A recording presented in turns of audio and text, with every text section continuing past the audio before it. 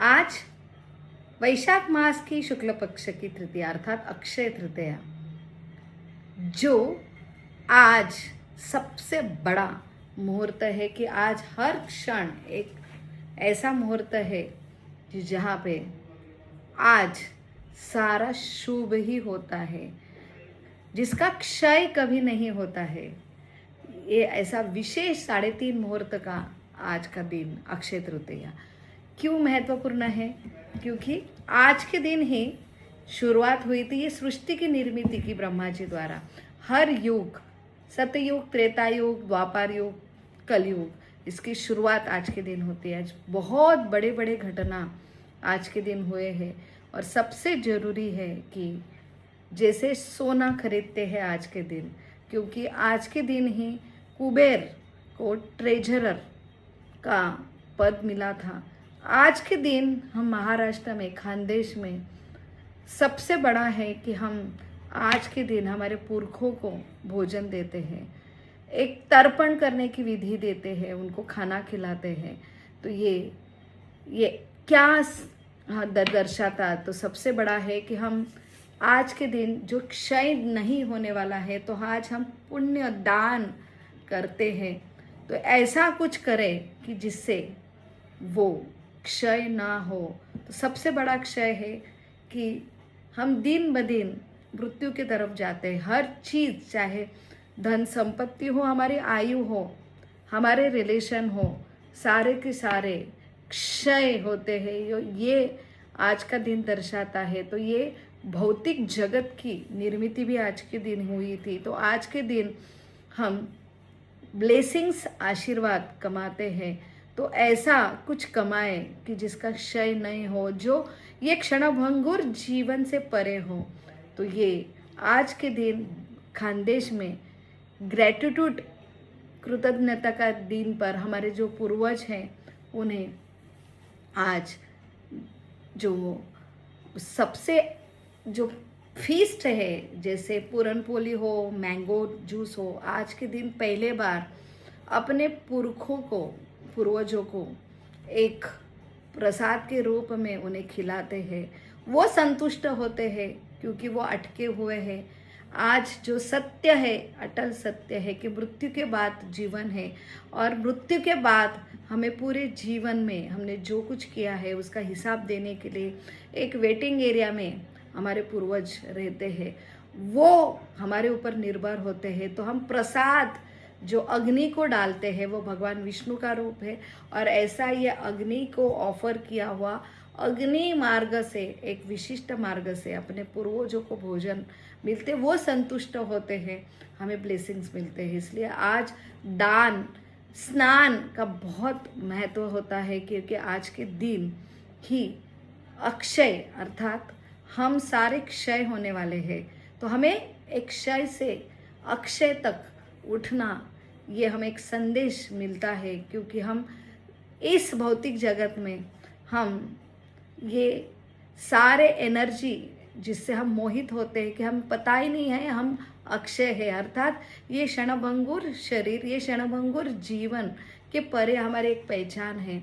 और वो पहचान हमें आज के दिन याद दिलाती है कि ऐसे एक जगत है, एक आध्यात्मिक जगत है, उसके हम वासी हैं और वहाँ के, इसलिए तो हमारी इच्छा हुई ऐसे अक्षय जो भगवान हैं उनसे हम अलग हुए, और इसलिए हमें ऐसे क्षय ये जगत में भेजा गया, ऐसे क्षय रूपी हमें शरीर दिया गया। और हमारी इच्छा है कि हमें ऐसे अक्षय भगवान से अलग रहना है, हमारी खुद की सृष्टि में रहना है। इसलिए हमें ये क्षय से ही बहुत अट्रैक्शन होता है, चाहे हमारा शरीर हो, शरीर से रिलेटेड हो, जो कुछ रिलेशन हो, और जो धन संपत्ति हो। और इसलिए आज सिर्फ केवल सोना खरीदना इतना महत्वपूर्ण नहीं, जो हमें आज बहुत सारे पुराण में घटना हुई है, चाहे वो आज के दिन सबसे बड़ी घटना है कि परशुराम भगवान का जन्म हुआ। वही भगवान जब आए और वो क्षत्रियों को उन्होंने 14 बार वहाँ पे परास्त किया, उन्होंने शपथ ली, क्योंकि क्षत्रियों ने बहुत ही अत्याचार किए थे। तो ये अक्षय तृतीया उसी दिन पांडवों को भगवान सूर्य की उपासना के बाद अक्षय पात्र मिला था, जहाँ पे वरदान था कि कोई भी, वो वनवास में थे और सबसे बड़ा है कि हमें अतिथि को भोजन देना। तो वहाँ पे कोई भी अतिथि आता है तो उनके लिए ये व्यवस्था हुई थी कि कितना भी प्रचुर मात्रा में आप उससे अन्न तैयार कर सकते। वो अक्षय पात्र उन्हें प्राप्त हुआ था। वही परीक्षा ली गई पांडवों की कि जब दुर्वासा मुनि अपने 10,000 शिष्य के साथ आए और जब तक द्रौपदी जब प्रसाद नहीं ग्रहण करती और पूरा खाली होके वो उसको उल्टा नहीं रखती, तब तक अक्षय पात्र में वो कैपेसिटी थी कि बहुत गुना अन्न निर्मित करता था। और यही ये परीक्षा थी कि उनका दोपहर का भोजन होकर दुर्योधन ने वो पांडवों को सबसे, ये दुर्वासा ऋषि द्वारा शाप मिलने के लिए उन्होंने उसी समय दुर्वासा को भेजा गया अपने 10,000 शिष्यों को।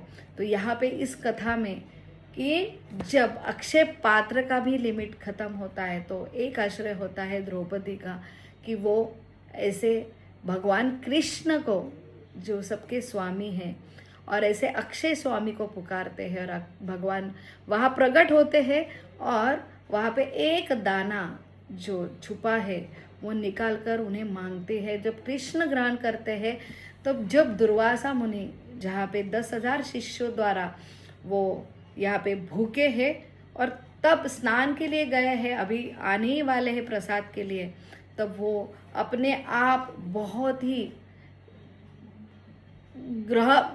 अन्न ग्रहण पूरा भर चुका है पेट, वो फीलिंग आता है। क्योंकि भगवान कृष्ण सबके हृदय में रहते हैं। उनको अगर हम प्रसाद देते हैं, एक दाना भी देते, तो सारी जीव सृष्टि जो है उनका पेट भरता है, वो तृप्त होते हैं और वहाँ पे वो ढेकर देते हैं और वहाँ से भाग जाते हैं कि अभी हम और कुछ ग्रहण नहीं कर सकते हैं। तो ये संदेश द्रौपदी हमें देते हैं कि सबसे बड़ा आज का दिन है, वो दान हम जो देते हैं सबसे बड़ा दान है भगवान कृष्ण को दान देना। और इसी दिन से चंदन यात्रा प्रारंभ होती है, जो भगवान ने खुद अपने भक्तों को बताया है कि मुझे चंदन का लेप लगाओ। बहुत गर्मी होती है और गर्मी में दाह होता है और भगवान को तो कुछ ज़रूरत नहीं है, लेकिन एक प्रेम संबंध जब स्थापित होता है वही अक्षय है, एक भगवान का और जीव का, और वो आदान प्रदान होता है प्रेम का, सेवा का। और भगवान खुद अपने भक्तों को ही सेवा के लिए पुकारते हैं। और आज के दिन चंदन घसकर भगवान को चंदन का लेप लगाया जाता है। तो आज का दिन वही है। आज के दिन से ही जगन्नाथपुरी का रथ यात्रा का रथ बनाना प्रारंभ हुआ। आज के दिन ही माता गंगा इस पृथ्वी पर अवतरित हुई थी। आज के दिन ही सारे युग का प्रारंभ हुआ है। आज के दिन ही ये ऐसे जो 4 धाम के जो मंदिर है उनका कपोल द्वार खुलता है। तो सब आज के दिन ही कृष्ण और सुदामा का मिलन होता है और कृष्ण और सुदामा का प्रेम से कृष्ण सब कुछ समर्पित करते हैं अपने गरीब मित्र सुदामा को। तो ऐसे बहुत सारे घटना हुई है और आज का दिन हमें सबसे बड़ा ये संदेश देते, क्षय से ऊपर अक्षय हमारा जो संबंध है भगवान से, प्रेम का संबंध है और वो प्रस्थापित होता है जब हम जब प्रदान करते हैं, दान देना और सबसे बड़ा ऐसा संबंध स्थापित करना जो अक्षय है भगवान से।